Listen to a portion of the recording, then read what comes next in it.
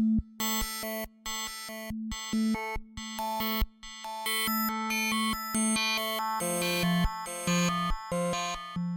1984 », écrit par George Orwell. Deuxième partie, chapitre 6.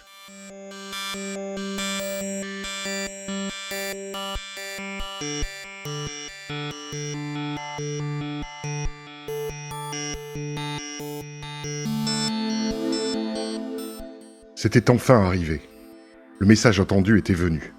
Il semblait à Winston qu'il avait toute sa vie attendu ce moment. Il longeait le couloir du ministère et il était presque à l'endroit où Julia lui avait glissé le mot dans la main quand il s'aperçut que quelqu'un plus corpulent que lui marchait juste derrière lui. La personne, qu'il n'identifiait pas encore, fit entendre une petite toux, prélude évident de ce qu'elle allait dire. Winston s'arrêta brusquement et se retourna. C'était O'Brien. Ils étaient enfin face à face, et il semblait à Winston que son seul désir était de s'enfuir. Son cœur battait à se rompre. Il aurait été incapable de parler. O'Brien, cependant, continuait à marcher du même pas, sa main à un moment posée sur le bras de Winston d'un geste amical, de sorte que tous les deux marchèrent côte à côte. Il se mit à parler avec la courtoisie grave et particulière qui le différenciait de la plupart des membres du parti intérieur. « J'attendais une occasion de vous parler, dit-il. J'ai lu l'autre jour un de vos articles novlangues dans le Times. Vous vous intéressez en érudit aux novlangues, je crois. » Winston avait recouvré une partie de son sang-froid. « Érudit ? Oh, à peine, dit-il. Je ne suis qu'un amateur. Ce n'est pas ma partie. Je n'ai jamais rien eu à faire avec l'actuelle construction du langage. Mais vous écrivez très élégamment, dit O'Brien. Je ne suis pas seul à le penser. Je parlais récemment à un de vos amis qui est un expert. Son nom m'échappe pour l'instant. » Le cœur de Winston battit de nouveau douloureusement. Il était inconcevable que cette phrase ne se rapportât point à Syme. Mais Syme n'était pas seulement mort, il était aboli. Il était un non-être. Toute évidente référence à lui était mortellement dangereuse. La remarque d'O'Brien devait certainement être comprise comme un signal, un mot de code. En partageant avec Winston un petit crime par la pensée, il avait fait de tous deux des complices. Ils avaient continué à marcher lentement dans le corridor, mais O'Brien s'arrêta. Avec cette curieuse, désarmante amitié qu'il s'arrangea pour mettre dans son geste, il équilibra ses lunettes sur son nez, puis il poursuivit. « Ce que je voulais surtout vous dire, c'est que, dans votre article, vous avez employé 2 mots qui sont périmés, mais ils ne le sont que depuis peu. Avez-vous lu la 10e édition du dictionnaire novlangue ? » ?»« Non, répondit Winston. Je ne pensais pas qu'elle eût déjà paru. Nous nous servons encore au département des archives de la 9e édition. La 10e édition ne paraîtra pas avant quelques mois, je crois. Mais quelques exemplaires ont déjà été mis en circulation. J'en ai moi-même un. Peut-être vous intéresserait-il de le voir. »« Très certainement, répondit Winston, qui comprit immédiatement à quoi tendait O'Brien.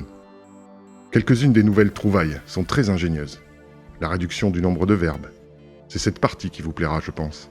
Voyons, vous l'enverrai-je par un messager ? Mais j'oublie invariablement, je crois, toutes les choses de ce genre. Peut-être pourriez-vous passer à mon appartement ?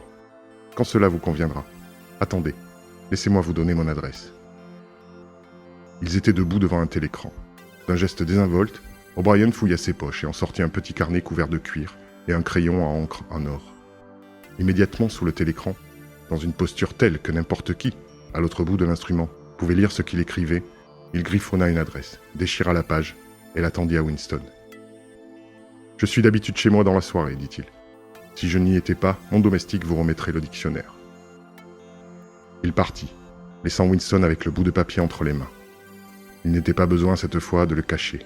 Néanmoins, Winston étudia soigneusement ce qui était écrit et, quelques heures plus tard, le jeta, avec un tas d'autres papiers, dans le trou de mémoire. Ils ne s'étaient parlé que pendant 2 minutes au plus. L'épisode ne pouvait avoir qu'une signification. Il n'avait été machiné que pour faire connaître à Winston l'adresse d'O'Brien. C'était nécessaire, car il n'était jamais possible, si on ne lui demandait directement, de découvrir où vivait quelqu'un. Il n'y avait, en cette matière, de fil d'Ariane d'aucune sorte. « Si jamais vous vouliez me voir, c'est là que vous me trouveriez. » Voilà ce que lui avait dit O'Brien. Peut-être même y aurait-il un message caché quelque part dans le dictionnaire. Mais, en tout cas, une chose était certaine. La conspiration dont il avait rêvé existait, et il en avait atteint la pointe extérieure. Il savait que tôt ou tard, il obéirait aux ordres d'O'Brien. Peut-être serait-ce le lendemain, peut-être serait-ce après un long délai. Il l'ignorait. Ce qui arrivait n'était que le résultat d'un processus qui avait commencé depuis des années. Le premier pas avait été une pensée secrète, involontaire. Le deuxième était l'ouverture de son journal. Il avait pensé les passer aux mots, et il passait maintenant des mots aux actes. Le dernier pas serait quelque chose qui aurait lieu au ministère de l'Amour. Il l'avait accepté. La fin était impliquée dans le commencement, mais c'était effrayant. Plus exactement, c'était comme un avant-goût de la mort. C'était comme d'être un peu moins vivant. Même pendant qu'il parlait à O'Brien, alors que le sens des mots le pénétrait, il avait été secoué d'un frisson glacial.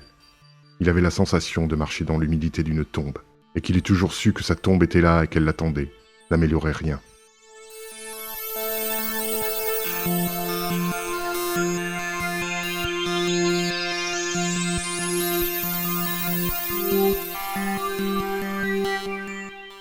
Fin du 6e chapitre de la 2e partie de 1984, écrit par George Orwell.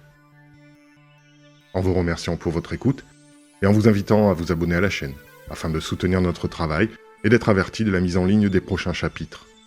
À bientôt, sur Frisson d'hiver.